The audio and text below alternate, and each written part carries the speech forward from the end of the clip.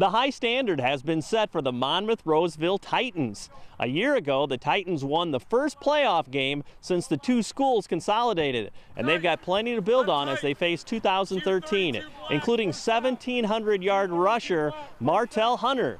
But as they look forward to this season, they are definitely not looking back. It was a lot of fun, you know, number one, just to be involved in so much excitement. The school, the community, the parents, the kids obviously were extremely excited. And I think towards the end of the year, it kind of just got to the point where I think we kept playing somebody better each week by the end of the season. And they kind of showed up with the attitude on Monday, like, what's next? You know, what are they going to do? So we know what we have to do. And just that confidence was great. You know, even going to the Newman, playing the #1 team in the state, I really felt like they all got on the bus that day thinking we're going to win and come back. And then we had a chance to do so in the fourth quarter. And like you said, just the excitement that leads into the offseason and even practice today, there's a lot more upbeat, a lot more excitement than I can remember in first practice the last couple of years. At the same token, are you like, hey, let's snap that off right now and create our own identity? Absolutely, yeah. Every team's different. Obviously, you know, we return a lot of key pieces. There's a lot of kids that are playing their first year of varsity football. A couple of kids are changing positions.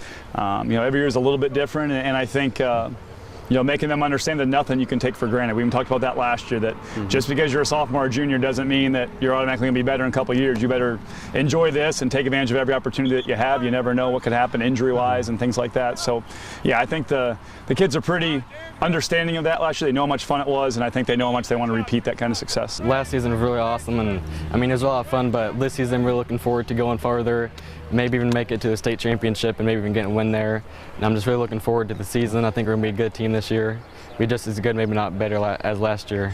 Got a lot of guys back, right? Can you talk about where experience fits in for you guys? I think our experience is most on defense and offense, of course, and we're missing a few seniors, but I think we're still going to have the same leadership as last year. We got to forget about last year. It's a whole new year. Got to come back ready to go. What are some good elements that you have coming back? Some things, you know, we've got this in place. We got big linemen coming back.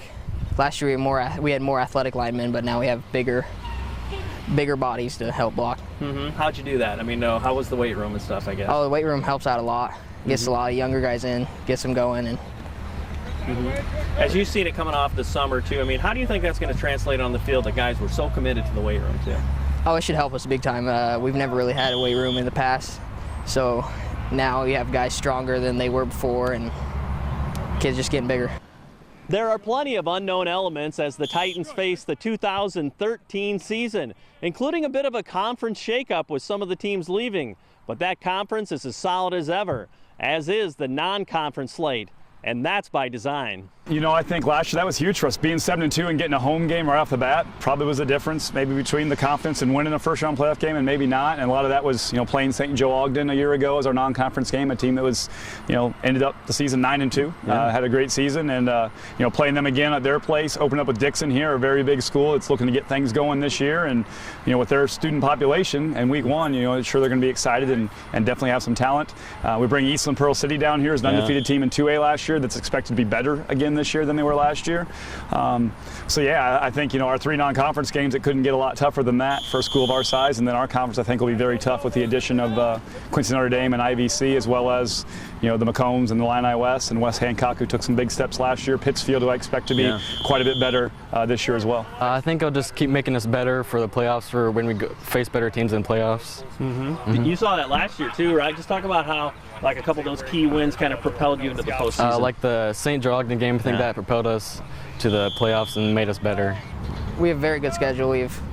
Last year I think we had like 4 teams in our conference making playoffs, and it's just a fun conference to compete in and be an athlete in. But where does like the character development and how much fruit are you seeing from that guys are really getting that part? You know, I think one thing that we've tried to talk with those guys about is just kind of the effort's the thing you can control. The effort and the energy and the enthusiasm you have, you can control that, and just making things more positive out here for them as, you know, as coaches, just, you know, that well, let's go, you can do it, especially early in the season when you're teaching and learning.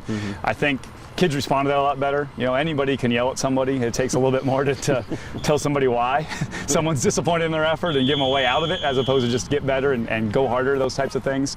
And I think the one thing we've noticed with our kids, especially with this group who's been around a couple of years, our juniors and seniors that were freshmen and sophomores when we first got here as a coaching staff, just a lot more guys working a little extra to help a guy finish conditioning, a lot more high fives, slapping hands with young guys that they'll probably never play it down with because they're too young.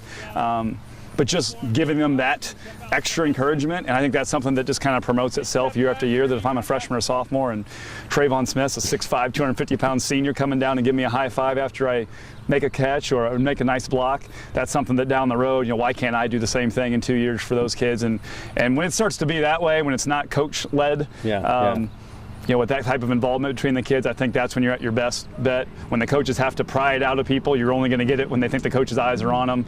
And so now, you know, you can trust them at going over there and eating together like they are right now in the locker room, cleaning up things, just taking care of our facilities, and that's something we've stressed and did a much better job with last year. And I think it's not a coincidence that got better, the team got better. This year I think it's better yet, and we're hoping for a better season together.